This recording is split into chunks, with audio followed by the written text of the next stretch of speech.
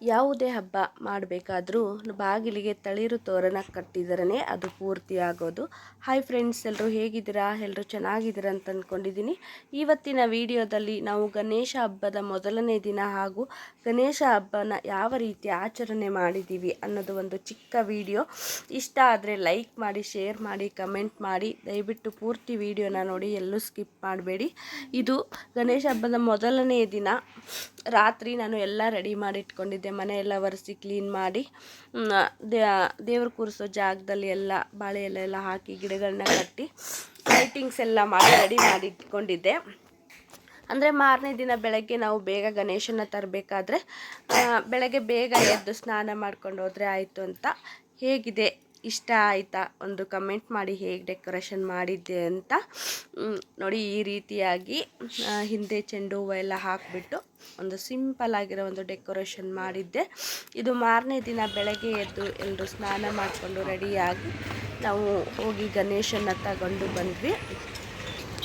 ನಮ್ಮ ಮನೆಯವರು ತಗೊಂಡ್ರು. ಆಮೇಲೆ ನಾವು ಗಾಡಿಗೆ ಬರಬೇಕಾದ್ರೆ ನಾನು ಕೈಯಲ್ಲಿ ಇಟ್ಕೊಂಡು ಬಂದು ಅಲ್ಲಿ ಅವರು ತಗೊಂಡು ಗಾಡೀಲೇ ಬಂದ್ವಿ. ದೂರ ಇತ್ತು, ಸ್ವಲ್ಪ ಹತ್ತಿರದಲ್ಲಿರಲಿಲ್ಲ. ಹಾಗಾಗಿ ಗಾಡೀಲಿ ಹೋಗ್ಬಿಟ್ಟು ತಗೊಂಡು ಬಂದ್ವಿ.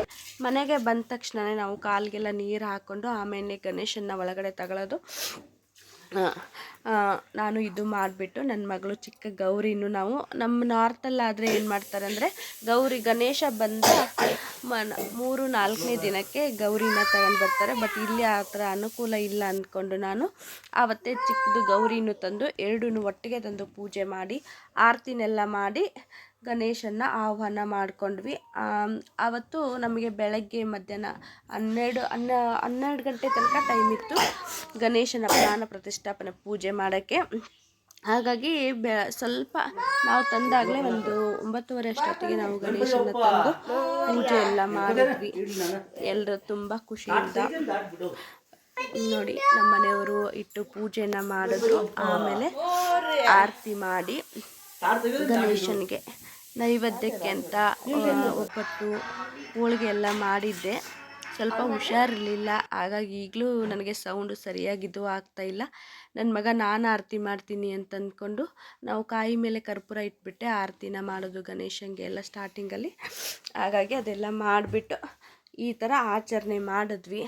ನಿಮಗೂ ಈ ವಿಡಿಯೋ ಇಷ್ಟ ಆಯಿತು ಅಂತ ಅಂದ್ಕೊಂಡಿದ್ದೀನಿ. ಇಷ್ಟ ಆದರೆ ದಯವಿಟ್ಟು ಲೈಕ್ ಕೊಟ್ಟು ಕಮೆಂಟ್ ಮಾಡಿ. ಗಣೇಶ ಎಲ್ರಿಗೂ ಒಳ್ಳೆಯದನ್ನು ಮಾಡಲಿ ಅಂತ ಕೇಳ್ಕೊತೀನಿ. ಪೂರ್ತಿ ವಿಡಿಯೋ ನೋಡಿದ್ದಕ್ಕೆ ಥ್ಯಾಂಕ್ ಯು ಸೋ ಮಚ್.